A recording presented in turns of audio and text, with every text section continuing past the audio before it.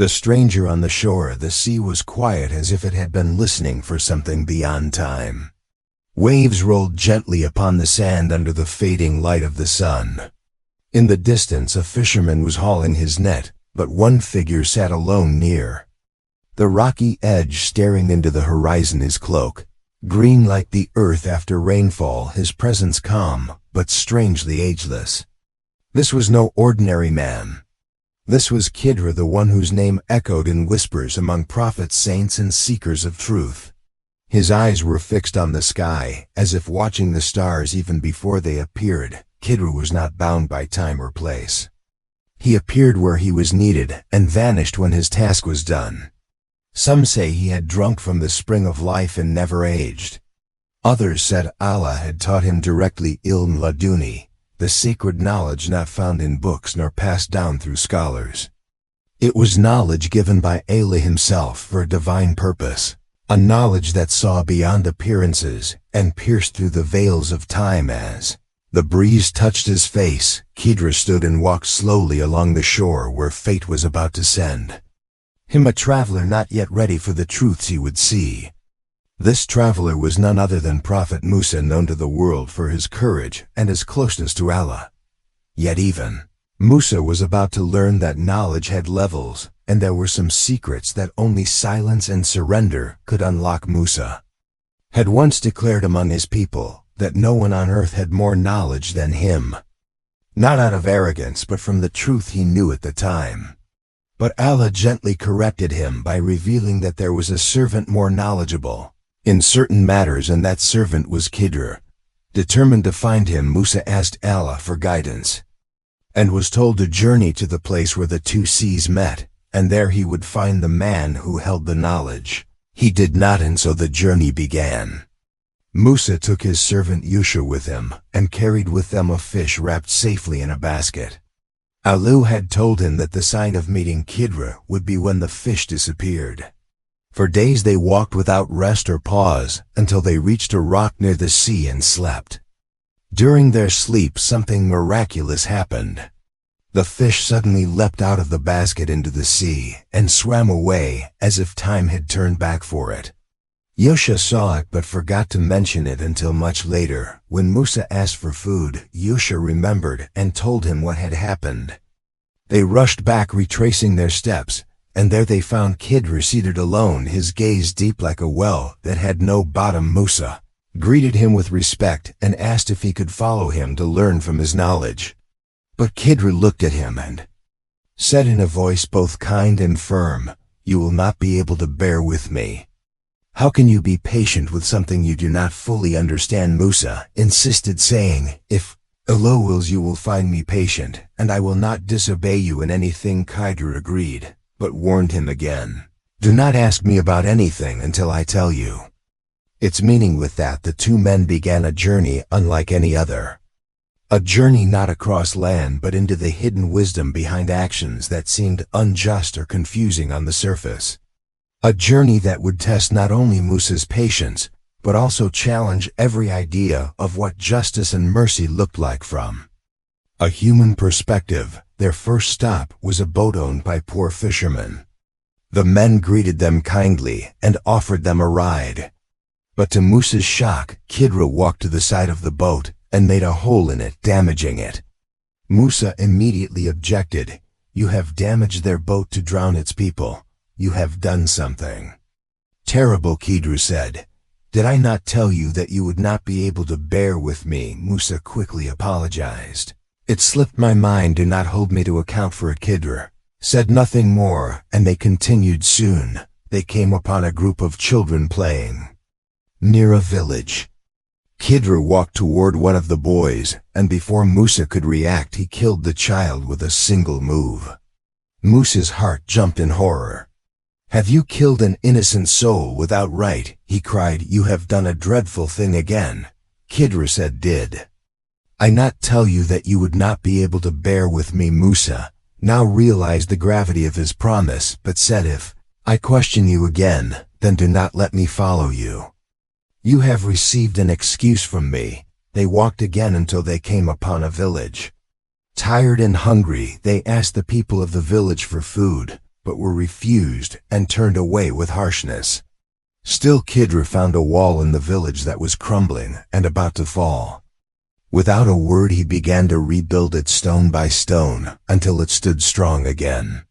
Musa watched confused and said, "If you had wished you could have taken payment for this work." That was the third time, and Khidr turned to him.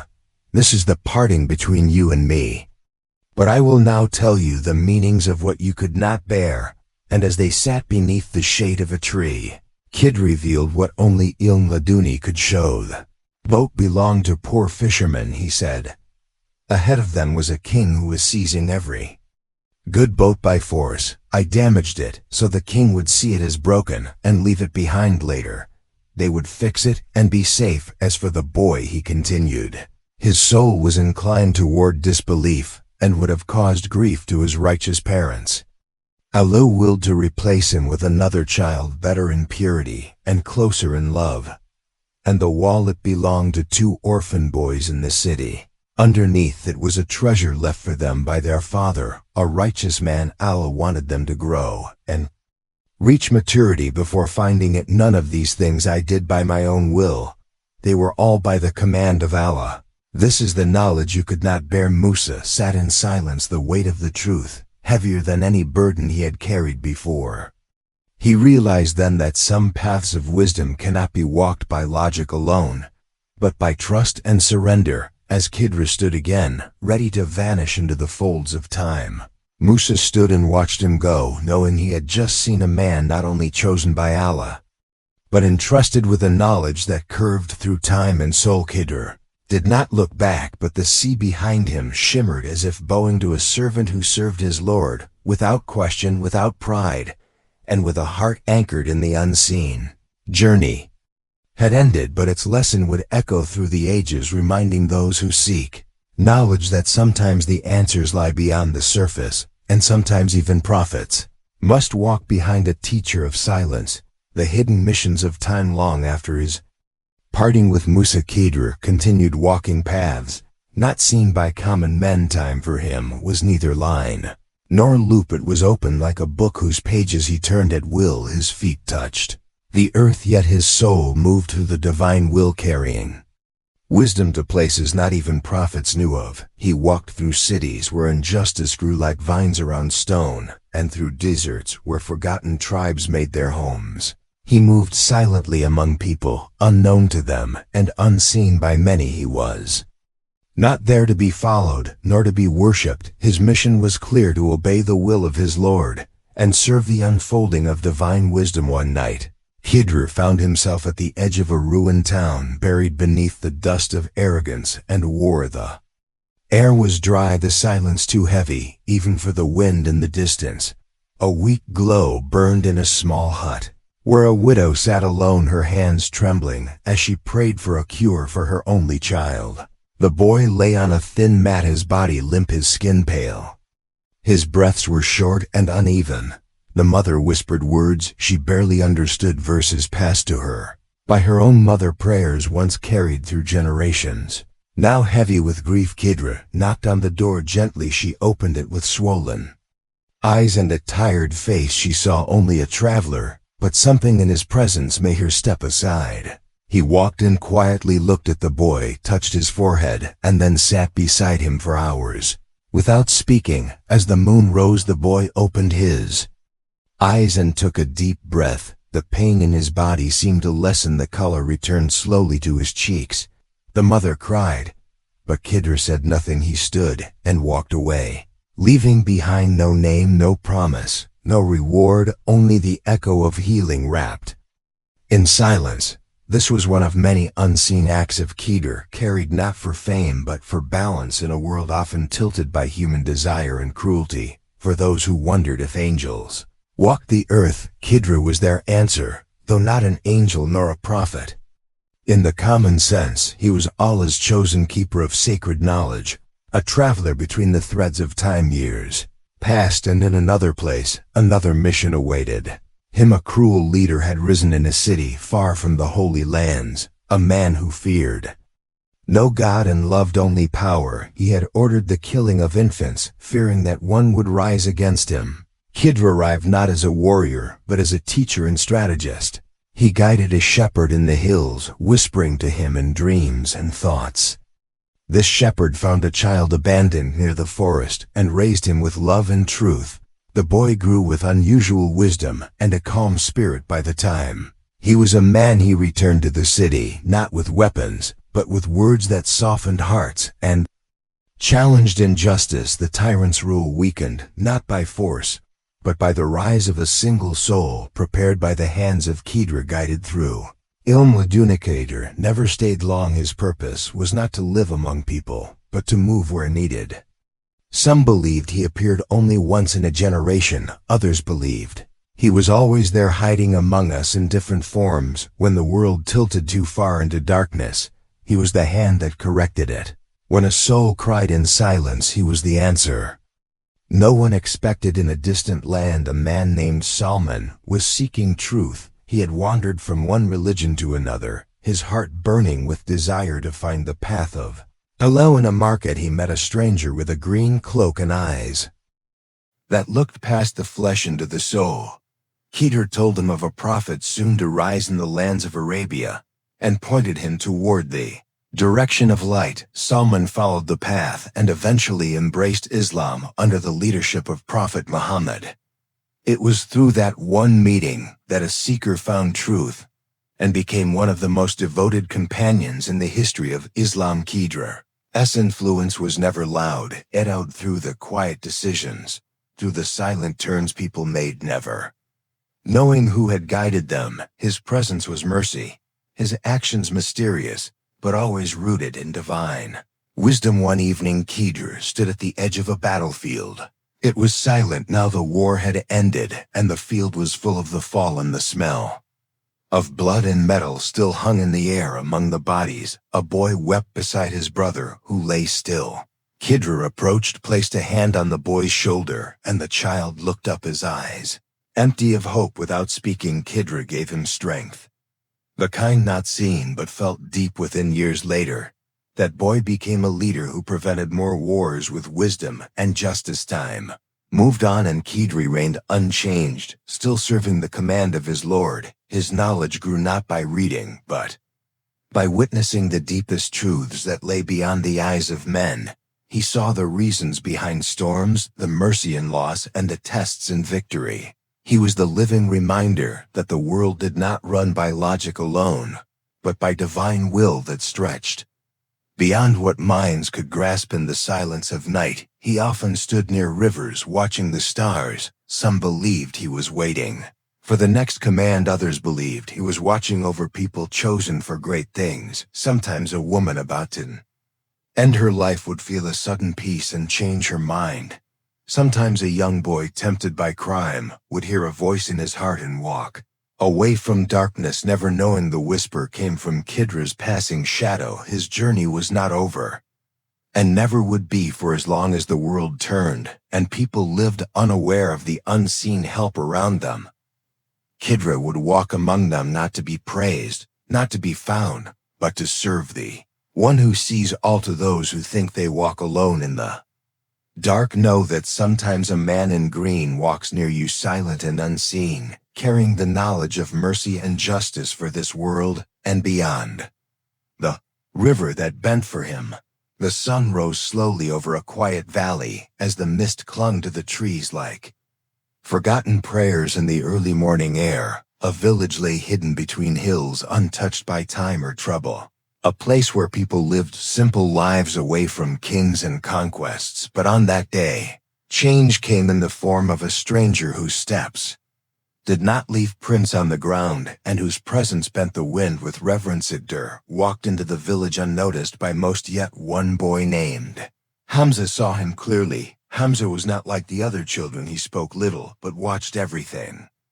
With wide, thoughtful eyes, he often sat by the river, asking questions no one could answer. Why do some suffer while others smile? Why do good people die early? Why do we forget those who help us most? His heart carried weight. His young shoulders were too small to bear. Khidr found him sitting under a fig tree near the river. The boy looked up, and their eyes met without fear or words. Khidr sat beside him. The river murmured softly, as if recognizing the one who carried the secrets of time. Do you seek answers? Khidr asked quietly. Hamza nodded slowly. Then come walk with me, said Khidr, and the boy followed. They walked through the village and into the forest where time seemed to fold with each step. The trees grew taller, the air grew sharper. But Hamza felt no fear, only peace. Khidr began to speak, not in commands, but in questions. A man drops gold into a well and loses it. Is it the well's fault? Hamza thought for a moment. No, he said, because the man dropped it by mistake, and if that gold was later found by a starving traveler who used it to feed 100 people, is that theft or mercy? Khidr asked. Hamza said it is mercy. Then know this, said Khidr. Every moment you think is a loss may be the beginning of someone else's survival. Every pain you feel might be the medicine of another soul. They came upon a path where 3 stones lay in the road. Khidr stopped here. Many will pass, but only one will trip and fall. Yet that one will discover a hidden cave beneath the earth filled with food and water for the village in the drought ahead, said Khidr. If I remove this stone, they will starve. If I leave it, someone will bleed. But the many will live. Hamza's eyes widened. You see the end before the beginning, he said. I see what I am allowed to see, Khidr replied, and I act by the permission of the one who knows. As they continued, Khidr paused again. This time by a dying tree, its roots shallow and its branches thin. Beneath it lay a snake coiled near a hole. Khidr reached down and placed a small stone into the hole, and then walked on. Hamza followed, confused, but trusting. That night the rain came heavier than ever before, flooding paths and washing over the village. But the stone Khidr had placed stopped the water from filling the snake's hole, and when the snake crawled out hours later, it entered the nearby field and struck a wolf that had been hunting the village cattle since the previous month. The villagers praised the rain and thanked the sky, not knowing the threat of survival had passed through a silent stone placed by a silent man. Days passed and Hamza learned without being taught. His questions were answered not with sentences, but with signs. Every choice Khidr made had layers, and every layer carried the fingerprints of divine mercy, sometimes painful, sometimes beautiful, but always just one. Evening, a woman from the village came crying. She had lost her daughter in the forest. Khidr stood and walked toward the trees with Hamza behind him. Without light and without fear, they entered the dark. The child had fallen into a deep trench hidden by leaves. Khidr lifted her gently from the edge and carried her back while Hamza saw something move in the shadows. A jackal lurking. Had the girl stayed longer, she would have been gone forever. The woman thanked them, but Khidr said nothing. He simply placed the girl in her arms and walked away. That was his way to give without name, to serve without reward, to appear and vanish like the whisper of a promise kept. Soon, it was time for Khidr to leave the village. The signs had come, and the journey must continue. Hamza stood near the same fig tree, watching the road, his heart heavy, yet full of light. He asked one last question. Will I see you again? You will not know if you do, said Khidr, but know this, the one who trusts Allah never walks alone. Khidr turned and walked across the river. The waters parted beneath his feet, not violently but gently, as if they had known him since creation and respected his purpose. The villagers who watched from a distance never spoke of what they saw. Some said it was a vision, some said it was a miracle, but Hamza knew the truth. The river had made way for one who was not bound by time, for one whose presence on earth was a sign of Allah's mercy in motion. As the river closed behind him, Khidr disappeared into the trees, but the lessons remained written not on scrolls, but in hearts, transformed by his presence. And somewhere far away, a city was breaking beneath its own pride. A leader was falling, a nation was trembling, and a soul was calling for help. Khidr would walk there soon, quietly, without name, carrying with him the weightless weight of Ilm Laduni, the sacred trust to act when none could understand, to heal when none could explain, and to leave behind only stories and signs for those who looked deeper than eyes could see. Time of return and the silent companion in a forgotten part of the earth where deserts stretched far. And wide and time seemed to sleep beneath the sand. An old city trembled with fear. The wells had dried, crops failed, and people whispered of punishment from above. They turned to magicians, to false idols, to rulers who promised answers but gave only fear. And still the sky remained silent until one morning a traveler entered the city. He wore a cloak faded from the sun, and his steps stirred no dust. His face held neither age nor youth. His eyes saw not only the present, but the echoes of the past and the breaths of the future. The city did not know him, but the land beneath their feet recognized the servant of Allah who carried Ilm Laduni and the will of the unseen. This was Khidr. Turned again, he walked through the marketplace where sellers shouted but hearts were empty. A child cried from hunger, but his mother had no coin. Khidr placed a hand upon a bag of flour in a stall and walked away. When the seller opened it hours later, he found enough grain to feed the hungry street for 3 days. No one saw it happen, but all remembered the moment the air shifted and hope returned. In the center of the city, a great idol stood, carved by rulers who demanded worship. Khidr stood before it quietly, not with rage, not with weapons, but with stillness. He reached down, picked up a single stone, and walked away. That night a wind came from the east, stronger than any storm. Before it rattled the walls and toppled the idol whose roots were shallow and whose shadow was long. The people woke in terror, but Khidr was already gone. He found a man kneeling in the ruins, not praying but weeping. His name was Karim, a seeker who had traveled far for truth and returned home to find his people lost. He asked, "Khidr, why did you come now?" And Khidr answered, "I did not come for them. I came for you." Karim followed him for 3 days across the desert, not asking where, not asking why, for each moment with Khidr was a lesson deeper than any book. On the first day, they found a scorpion in their path. Khidr picked it up, placed it upon a rock, and walked on the scorpion, crawled beneath a hole where a snake had made its nest, and the two fought until both were gone. Later, a caravan of pilgrims rested near that same spot, never knowing they had been spared. On the second day, they saw a man burying his gold in a field.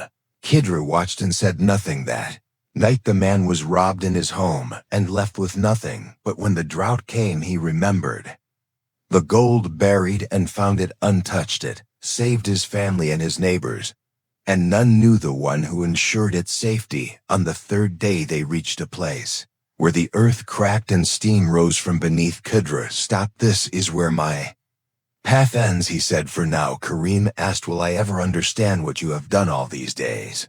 Khidr looked at him. "You already do, for your heart no longer questions, your heart trusts." Turned and walked into the smoke, not swallowed but hidden, as if the world folded around him, not to trap him, but to protect him from eyes not ready to see. Years later, Karim became a teacher, not in a mosque or a school, but in the streets and valleys. He walked like Khidr, not to be known, but to guide those who did not even know they were lost. He told stories not of miracles, but of meanings, not of punishments, but of wisdom, hidden in small things.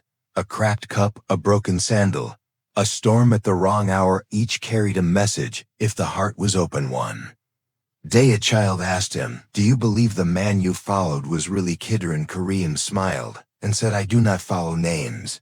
I follow the truth." And he was the truth, walking far away in a land no map holds. A storm gathered, and a village trembled. A voice rose in prayer, unheard by men, but not by the one who hears all. Khidr stood by the edge of that storm, his cloak unmoved by the wind, his hands empty, yet full of power given only to those who act without desire and speak without pride. He stepped forward, and the storm bent away like a servant before its master. Across time, Khidr moved again, not as a legend, but as a living servant, carrying the light of Ilm Laduni into shadows no one dared to enter. For as long as men seek answers in silence, for as long as people wonder why pain touches the innocent and blessings reach the undeserving, Khidr will walk the earth unseen yet present, does not come to stay, he comes to turn a moment that would fall into one that stands. He comes to write verses not on paper, but in lives transformed by his passing. And when the end of time draws near, when the earth groans and the sky shatters, it is said that Khidr will rise again, not as a savior, but as a witness, not as a leader, but as a reminder that Allah never leaves his creation without mercy and never sends a test without guidance hidden within. For the one who drinks from the spring of life does not age but waits, and the one who carries the trust of divine knowledge never sleeps. For his mission is not of this world, but for the hearts that walk within it. Wind carries his name gently to those who listen. The trees bend in his memory, and the earth opens its paths for his steps. This is the life of Khidr, the time traveler, the master of Ilm Laduni, the silent mercy of Allah walking across generations, reminding mankind that the truth is never far, only hidden, waiting for hearts ready to receive it. The end.